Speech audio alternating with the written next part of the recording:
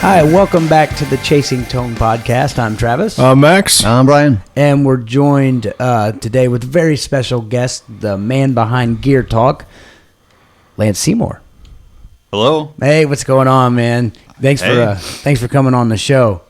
Oh, no, thanks for having me. I love this podcast, actually. Yeah, and we love yours too. It's just called GearTalk Podcast. Yeah, so check it. Right. Check it out. Yeah, absolutely check it out. And you're on iTunes and all the big outlets, right? Yeah, we're on Hipcast and iTunes, and I'm thinking about doing the whole thing you guys do on YouTube as well. Man, it seems to have taken off. Yeah, it's I fun. would do it. It makes for an easy day's worth of work. Hey, let's talk about gear for a couple hours. It's unbelievable how I didn't expect it to take off so quick. I mean, I only have a few episodes up, and I went and checked the downloads of it, and it was like 100,000 downloads. And I would have been happy with like 400 at this point. Yeah. I was like, oh crap! I had to send it to friends, and so yeah, there's definitely a need for these type of shows on the interwebs. Yeah, completely. And Brian said we need to do a podcast, and I was just like, whatever. Okay, cool. Right. And he was like, podcasts are going to be big. Trust me. I'm like, whatever. It's like I'll do it. I'm not going to fight it. It sounds fun, and sure enough, same thing. We go on our stats, and it's hundreds of thousands of people are listening to these things. So Right. it's all the rage. Right, but we do get the people like, I want you to talk about gear the entire time, and I'm like, that you wouldn't listen to Gear Talk or something like that. We're probably going to stay on topic about 10% of the time. No, I don't stay on topic at all. I mean, my last guest, which is not up yet, is Jamie from Third Power, and we just talked about how he's a vegan for like a half hour. And, I couldn't do it. There's no way I could be a vegan. Vegan or communist. I could be a vegan like after I get done eating my hamburger. I could. That doesn't work. It doesn't. And you can't reset. that just means like you could say you could be an anorexic after you get done eating your hamburger. That's true. That's a good point. I'm gonna use that. So I'm anorexic for 3 more hours, maybe. Eating disorders are funny, and that's the first offensive comment of the day. So That's right, because we forgive you. yeah, but yeah, right. So tell me, like, Gear Talk, how did that start, man? Because like you said, it's taken off. Yeah, it's pretty crazy, man. I kind of told this story a couple times, but really the thing was, I was playing a gig. Pretty much a little background on me is I'm in Atlanta, Georgia. I've been a full-time guitar player for about 10 years in Atlanta. And I had come back from a gig in Key West or something like that. And I had this idea of, like create some sort of group on Facebook. I'd been added to these groups for like just different like things like, car collecting groups or whatever. I was trying to sell some stuff on Facebook, and none of my friends had messaged me or anything. And I was like, dude, all my friends are professional musicians. Like 90% of my guy friends are guitar players. So part of it was create a group, and then they all have to see my stupid ad to sell, Wampler pedals or whatever I was getting rid of at the time. Yeah, you don't want to keep those anyway. Yeah, they suck. No, I actually didn't have, and I probably didn't have too many cool pedals back then.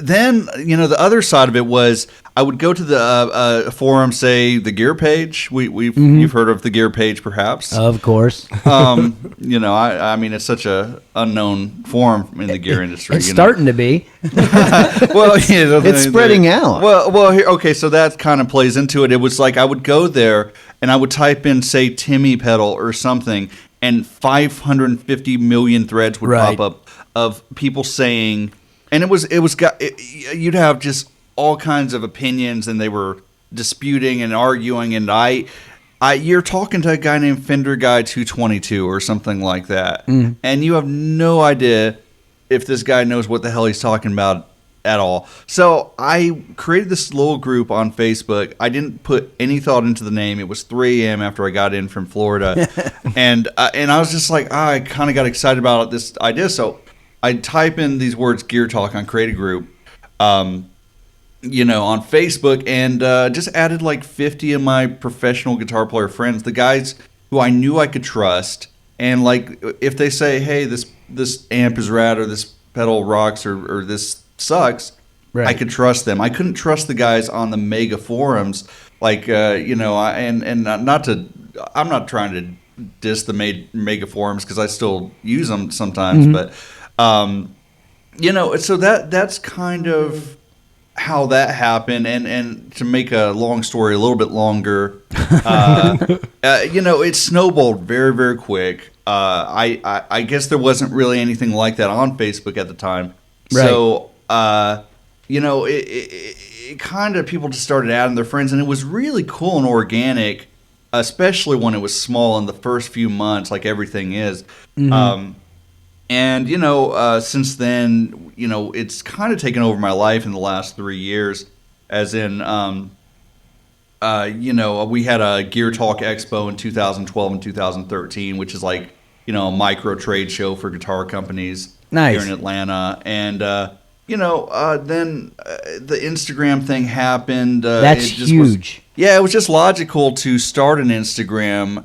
I don't know. That really has kind of got connected me with so many companies as well, more than even Facebook did. I'm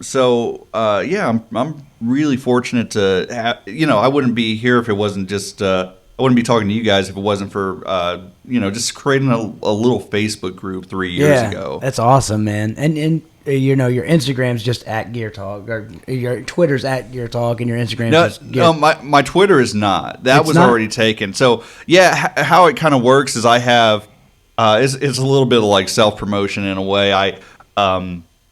Gear Talk, when somebody tags Gear Talk on Instagram, and then it goes to Twitter, it just tags my name at Lance Seymour. Okay.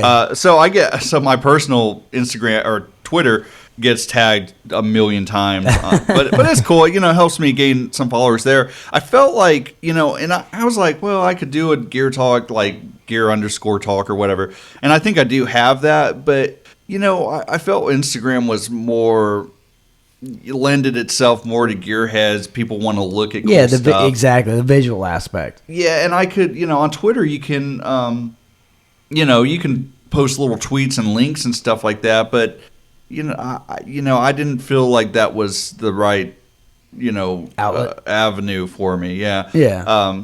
But I dig it. So yeah. Yeah, and I just got to say to anybody listening, if you're not following Gear Talk on Instagram, you're way behind the times, because he's got like 60,000 followers. I'm not. That's not an exaggeration. Yeah. You know what you should do at this point, Lance? You should just start charging people. Wow.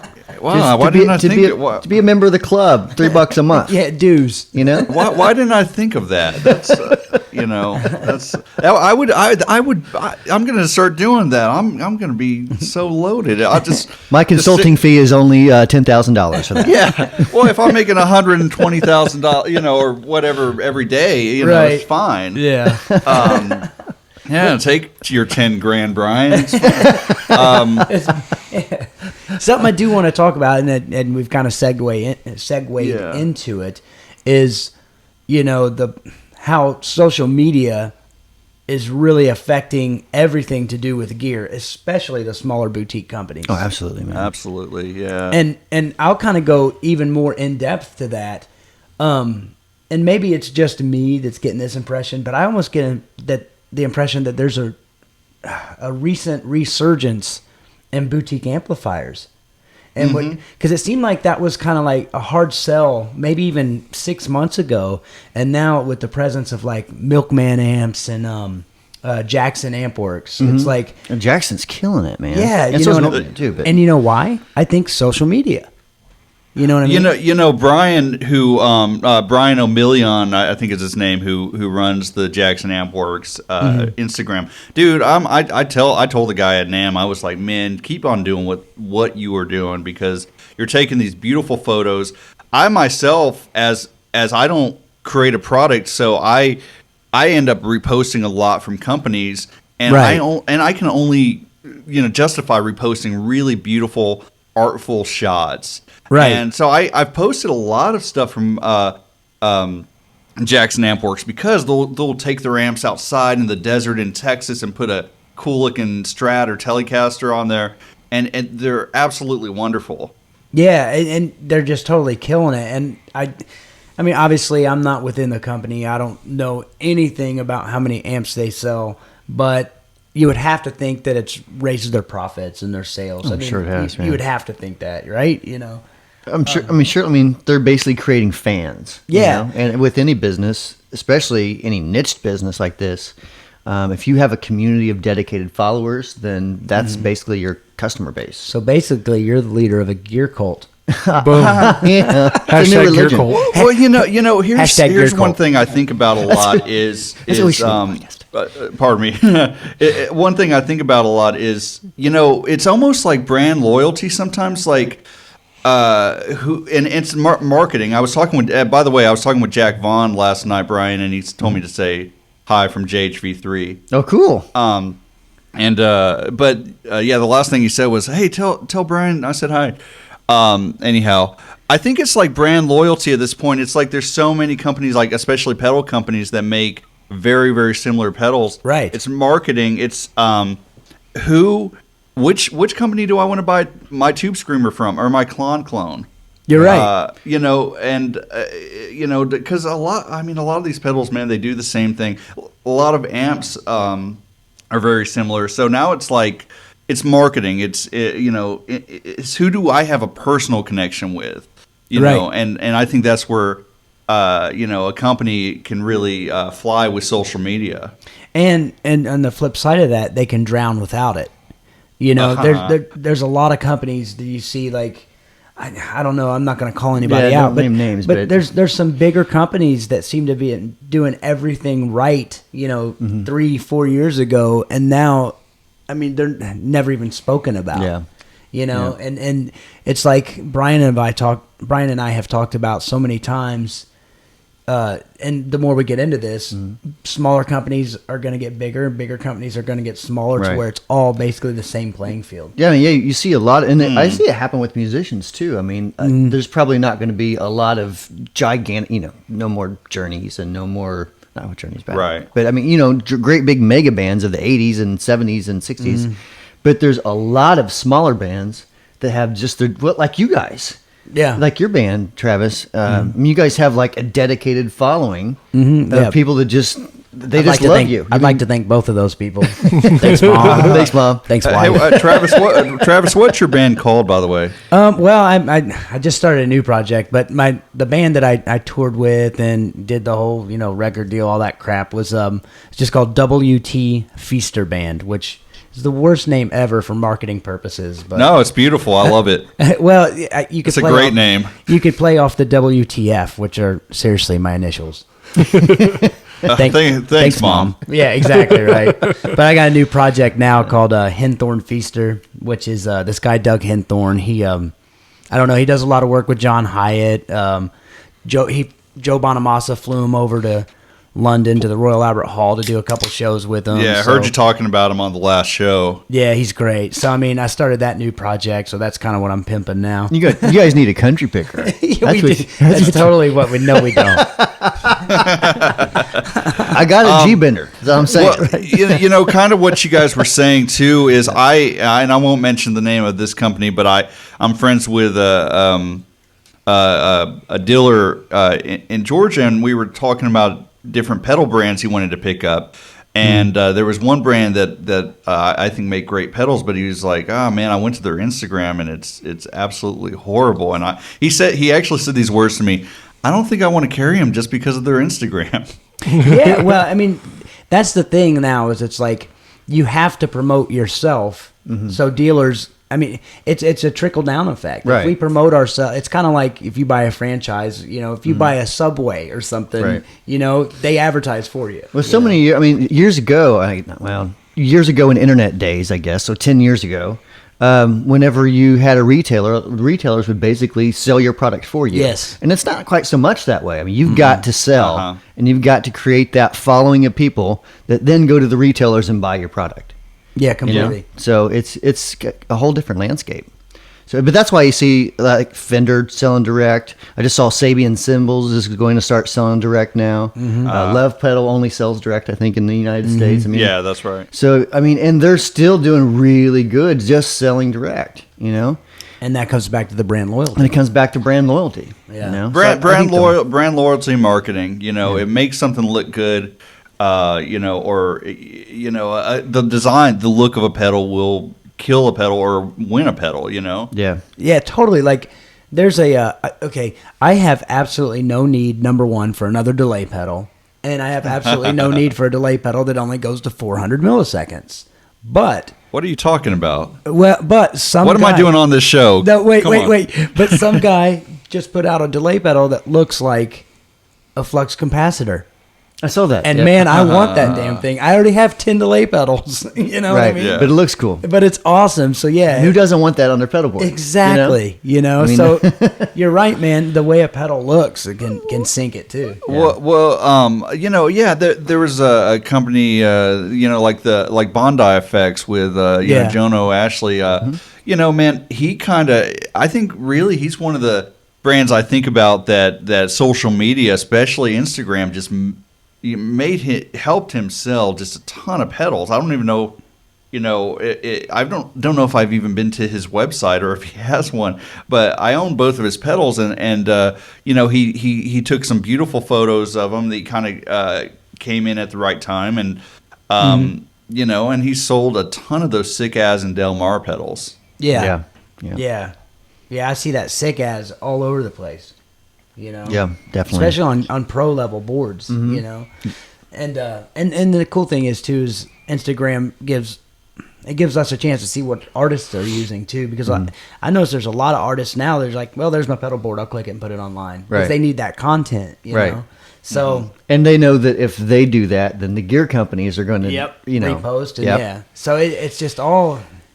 Well, you know, it's like there's this whole kind of thing of new players that are because of social media. We're all kind of the guys who are real in the gear community, the guys who are really big gearheads and posting beautiful photos of their gear all the time. I know you guys know like Derek Williams. Yeah, of course. You know, I mean, and Matthew Hoops. You know, I know we were talking, or you know, Mason Stoops as well. Yeah. There's this guy on Instagram named FJ Lorente. He's in, I think, Costa Rica. Dude posts the most beautiful photos of gear all the time, and he gets Nice. reposted by all these other larger Instagram accounts, and it kind of makes them almost, you know, even whether they're a known artist or not, it kind of makes them known in the gear world. Well, it's funny you mention that because there's a guy. Don't get me wrong; he's deserving. He's a great player. But do you know Philip Sace? Have you ever? Yeah, how do I know that name? He's a big time blues guy. He was a side guy for a long time, but basically, vintage gear guys love him because everything he plays is vintage. You know, the old fuzz faces, the old wahs, and obviously he's got a billion clones. You know, he plays vintage Fender amps, and you know. And I don't mean this with any disrespect, but you can tell that he's very studied in the Stevie Ray Vaughan school, if that makes any sense. I understand. So that right there attracts a lot of people. But, you know, it's not like he's selling a million records, but you go to YouTube and you type in, you know, Philip Sace and his gear or whatever, and there's one video that has tens of thousands of hits because it goes through his pedal board. Yeah. You see what I mean? So he's becoming even more famous to guitar players because of the gear.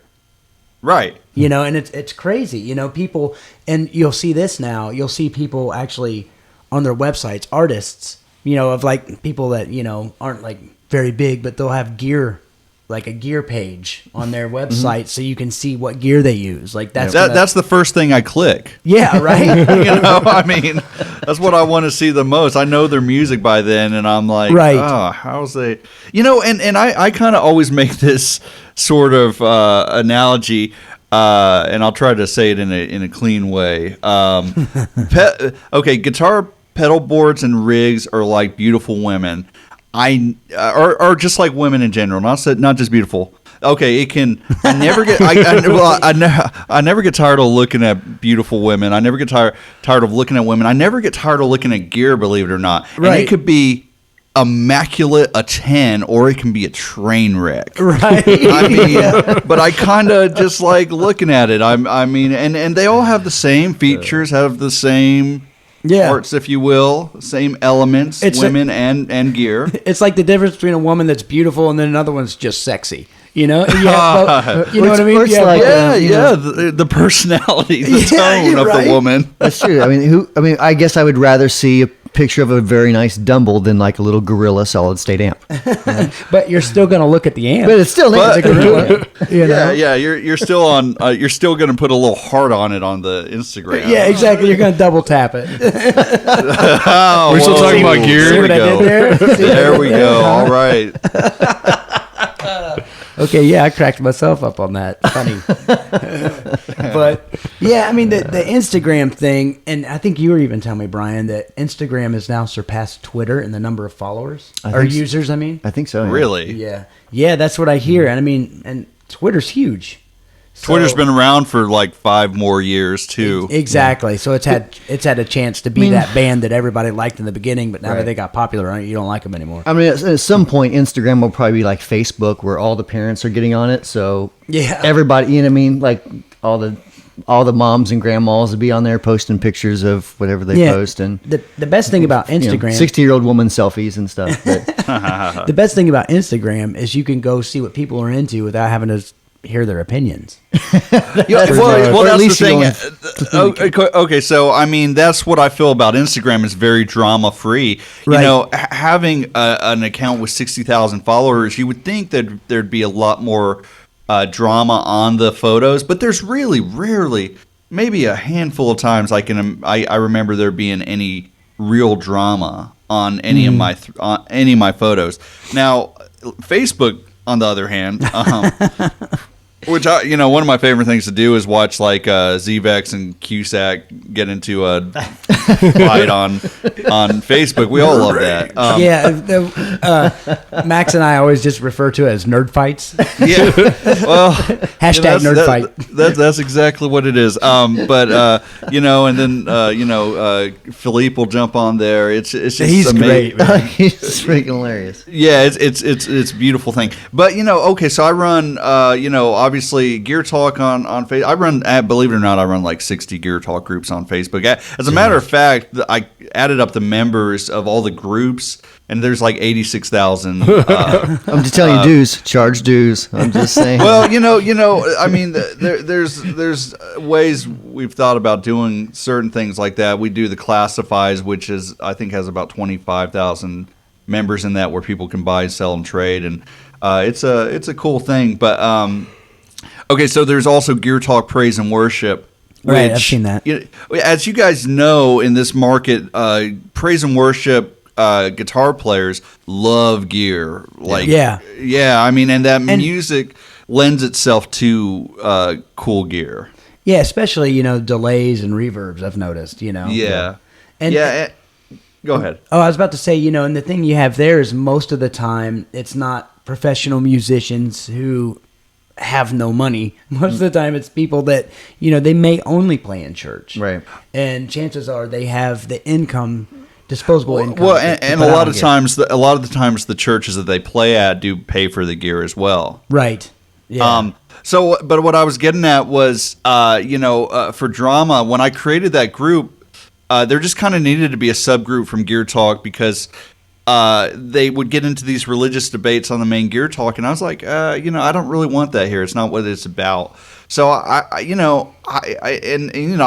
played for years at churches and things like that. So I was just like, well, how about we create a GearTalk Praise and Worship, and I said to them the first day, I was like, I guarantee, I was like, this group, you can talk, have your debates and everything, but I guarantee you this will be the most dramatic of all the gear forums, and it has proven to be, That's like the equivalent to like GearTalk forum would be like the bar, and then somebody's fighting. You say you want to take it outside. But in this instance, the whole entire bar goes outside. Exactly. Yeah.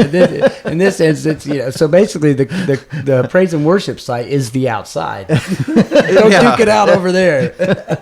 But I think a lot of that just comes down to, I mean, you know what they say about don't talk about politics and religion. So you already have musicians who are arguing about equipment, right? And then on top of that, they're arguing about the religious views in regards to equipment as well. So I mean, it's I don't know, it can get a little dicey in there. Recipe for destruction. There was a thread on there last night. It was like, who conceals and carries while they play? I mean, dude, it happens. It's crazy. I think it's kind of. I think I posted that. yeah, exactly. That was you. Darn you. I'm WTF on there. Yeah. That actually is my gear page. Really? Moniker. Yeah, WTF. I didn't know you had a second moniker. Well, I did because remember whenever Brian put out this ad for like who he was hiring, I sent in my resume. I said a little bit about myself. All he answered back is, "What's your gear page name?"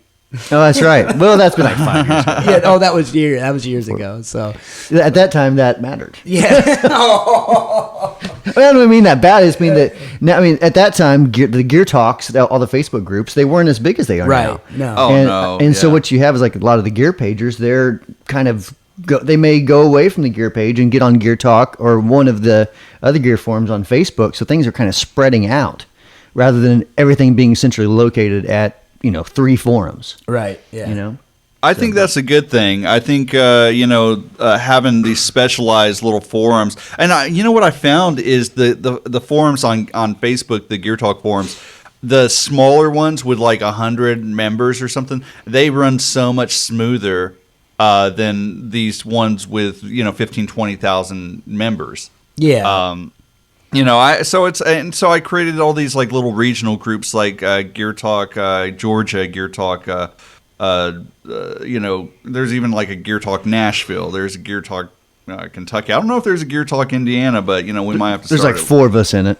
Well, I mean, obviously, I listen to Chase and Tone, and I'm like, dang, these guys are Gear Talk right here. Well, we're just nerds for about 2 minutes. I mean, but dude, we're all nerds, right? We're all nerds. We just get to play guitar, Yeah. The thing that I love most probably about the forums is it gives me a chance to get outside of myself, and what I mean by that is I get so caught up in rock tones and blues tones, and then in praise and worship tones, and then you forget that there's still this whole other genre of like 10 different kinds of metal music. Right. You know what I mean? Absolutely. That's a whole other side of the gear world that most of that I don't get into. I mean, I think your like Wampler pedals have done a pretty good job of reaching into that world a little bit, like say with like the triple rec and things like that. Yeah, which Brian can't leave well enough alone, so he's going to redo. I like breadboarding. I'm sorry. I like assembling capacitors and resistors and unique. Is that prototype you posted yesterday? No, that was a whole different one. I've literally have like a prototype every week, just a new one. Just perfect. You got that big muff prototype yet? I'm working on it. Yeah, just got circuit boards in. So, alrighty. Yeah, you're gonna love that one. Did I get one? Maybe. I don't know. I told you on the last episode, garnish my wages. I want one. I don't know. I'm hungry for some B's and G's, so we'll see. But yeah, I mean, the metal scene. I belong to a little subgroup on Facebook, and most of them are metalheads, and it's so funny because I'm the outcast. And the big thing to make fun of me for is I play a red guitar because I guess that's not very metal. Really? You know what I mean? So like, but it's just it's funny because it's so foreign to me, and they'll tell me like, but the biggest pedal that they love is that it's called the Dead Horse Overdrive. You know what I'm talking about? I've heard of that one. Is it ProTone pedals or something like that? I think so. ProTone. I know ProTone. I think they make something called the Dead Horse, and it's like a pretty expensive pedal, and to me, it sounds like a mid-range boost type of pedal. You know what I'm talking about? And it makes sense that they would like that then. Yeah. To me. Because, you play your rhythm with real scooped, and then you hit a lead, Yeah, and it tightens it up. And the thing is, too, is like I told him, and it's a very expensive pedal, and I'm probably going to catch slack. And I'm sorry to the guys from ProTone, but like, I said, if you guys are just looking for I said, I'm sure this pedal does it way better. But if you're looking for a specific pedal that's just going to boost your mid-range and you don't want to spend an arm and a leg, check out the Bad Monkey. And they all laugh at me. The Dead Horse is not that expensive. I'm looking at it online right now. It's it's $220. Okay. So that's not bad. Compared to... I was thinking like 400 or 500. Oh, okay. I thought, maybe I'm thinking of something else. Is it ProTone? Is it ProTone Dead Horse? Is that right? Yeah, it's ProTonePedals.com, and I see the Dead Horse 219. Okay. All right. Well, it's not super bad then, but I know Amp Tweaker's doing a lot in the metal world too. Yeah, and they have been, and even Bogner. Yeah, Bogner's doing good. Amp Tweaker's cool, man. He lives in Ampworks, just north of Atlanta. Mm-hmm. Okay. Yep. James Brown, man. Yeah. Oh, yeah. That guy's bright. Oh my gosh, he used to design stuff for Peavey, I think. Yeah, I think he did the Classic 30. Yeah. Oh wow. Yeah, he's legit, man. He knows his stuff. He's not like me. He's not a hack. I'll say this again. I've said it 1,000 times, and they may have, so maybe I'm wrong. But Peavey should just reissue that Classic 30 if they haven't. I don't know. I don't know if I want to talk to just. I don't know what I should say on here, but I don't know if I'm going to buy anything Peavey after watching Undercover Boss. Oh, I know, right? Yeah, I'm not touching that one. The 10-foot pole. Yeah. I've been sued enough. No thanks. Yeah, well, I can say it. No, I can't. But you can if you quit real quick. Yeah, right. Can I get hired right after the show? But, Hashtag lawsuit. Yeah.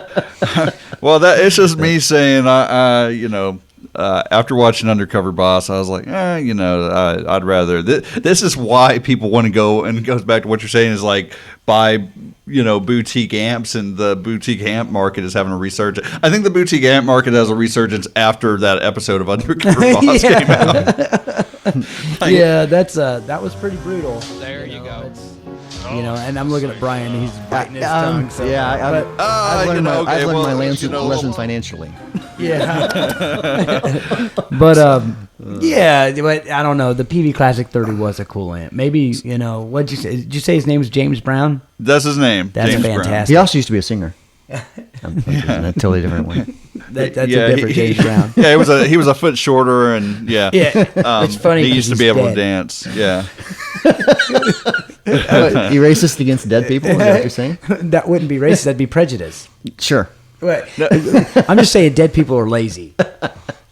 So I kind of wanted to ask you, it being, talking about social media, which I don't know if YouTube's really considered social media as much, but I mean that YouTube seems to be, at least right now, where people or pedals and products are able to be marketed really well. I mean, you guys have a ton of demos out. I was actually fortunate to just demo the Plexi Deluxe. Yeah, I saw it, man. It was a good demo. Yeah, thank you. And I like the blues for Brian because he hates blues. I didn't know that, but I had to come up with these hokey little names, and I was like, whatever. It's great. I thought it was an homage to Brian over here, who hates blues. I'll remember to do it next time. I really don't. It's not that I hate blues. It's that every time I play it, it sounds like a country player playing blues. It's like, no, you can't bend things like a steel player. You can. You just can't do it every lick. Right. The badika doesn't work in the blues. Yeah. I mean, and how I came to know of really, well, back at the indie guitarist days, I went in. This is how much of a gearhead I've always been. This was a long time ago. I just typed in Brent Mason rig or something like that. I wanted to see his pedal board, because of course if I got his pedals, I'd be able to play like him. Of course, that's what, or at least sound like him. Yeah. I mean, it made perfect sense that if I just got his exact rig, then I would be Brent Mason, and I'd be the #1 studio guitar player in Nashville. But no, and I saw this guy. I was like, why does this guy get to hang out with Brent all the time? And of course it was you, Brian. I was like, I didn't at the time I didn't know you even made pedals, and then I saw the Hot Wired came out. I was like, oh, that's neat. I want to check that pedal out if Brent uses it. And that, kids, is why you should stalk people. Yeah. Oh man, gear stalk. That's what it should be called. Gear now. stalk. Gear stalk. Hashtag gear stalk. So we got two. So we have 2 more names that we should name them podcasts. We could name Gear Cult, Gear Stalk. Gear Stalker. Dude, can I tell a story about the time I had to smack Brent Mason? Yeah, please. You know what I'm talking about? Yeah, I do. I'm trying to think. Sure, Brent. No offense. Okay, but it was funny. No, it was so funny because we were at a restaurant in Nashville, and the waiter everybody plays guitar, Right? Yeah. So I can't walk down the street out there. right? But so we're out to dinner. It's Brian and Brent, and anyway, it was his birthday. Yeah, that's it right. was his birthday dinner, and we're at with the wives with us too. I think, yeah, right? yeah. Yep. And we're at dinner, and this guy comes up, and I forget how he didn't know who Brent was, but somehow we got on the conversation of he's like, "Are you guys here for NAMM or whatever?" And we were like, "Yeah, we're in the gear industry or whatever." And he was like, "Yeah, man, this kid." He's like, "I just bought a guitar, or I just sold a guitar." And Brent was like, "Oh yeah, what'd you sell?" And he was like, "I don't even know, man. It was this metal guitar. It was all metal."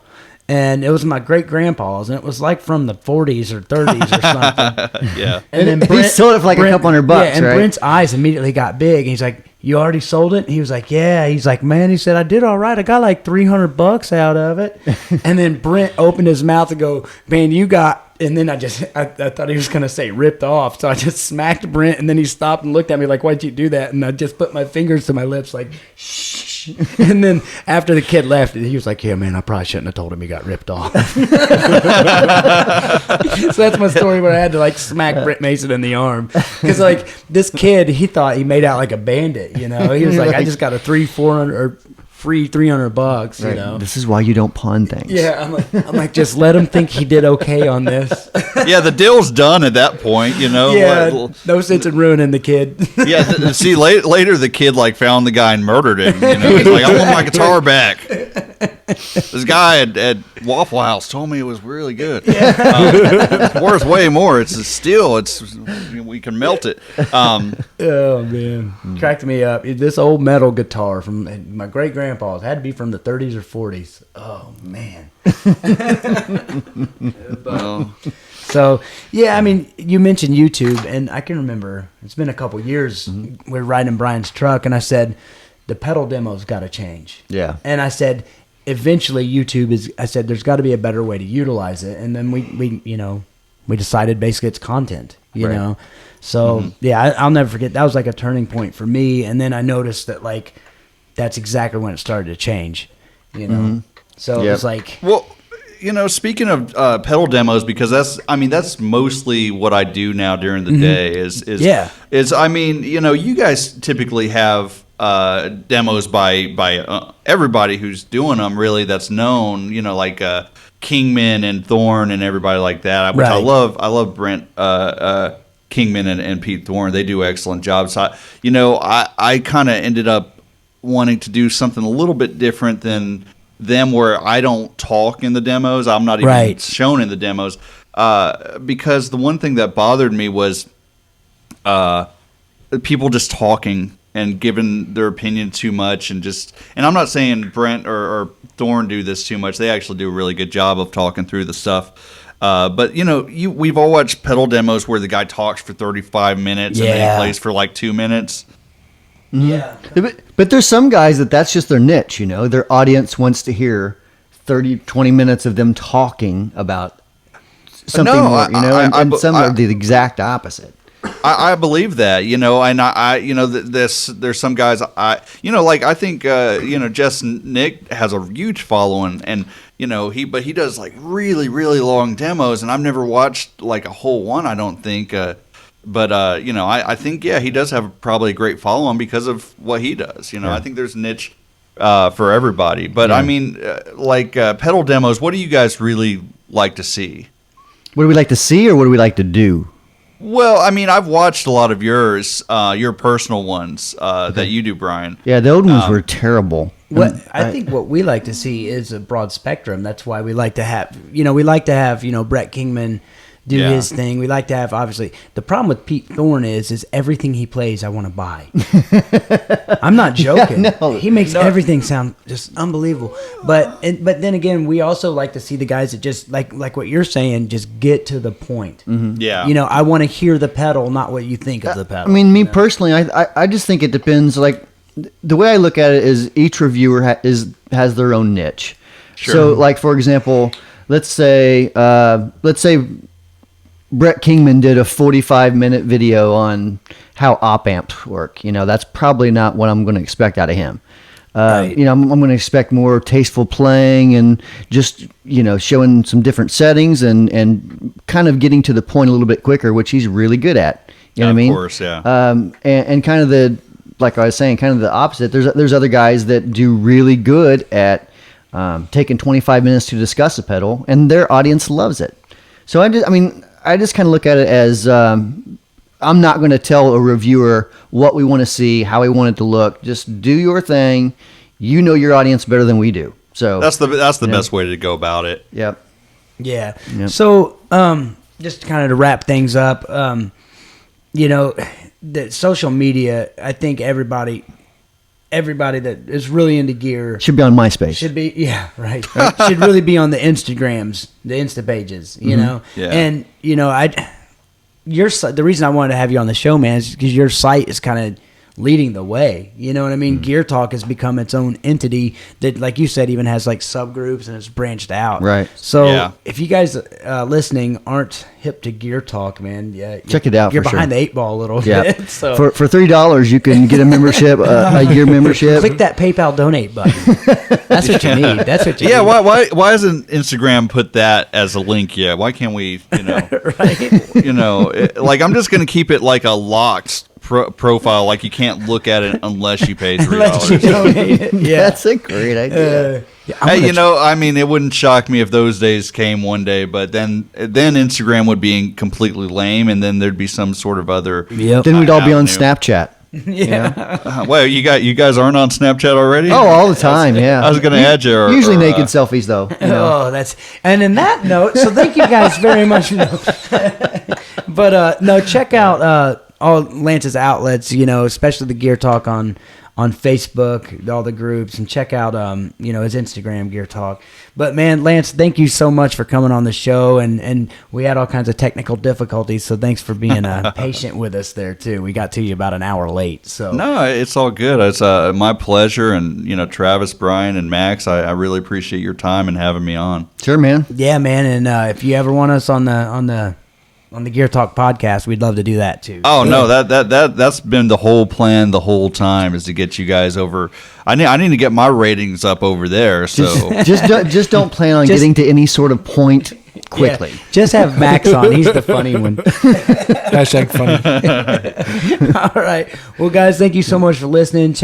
Leave us a review on iTunes. Check us out on Facebook, Chasing Tone Podcast, and Instagram, Chasing Tone Podcast. Yeah. For Lance, Max, and Brian, I'm Travis. Thank you guys so much for listening.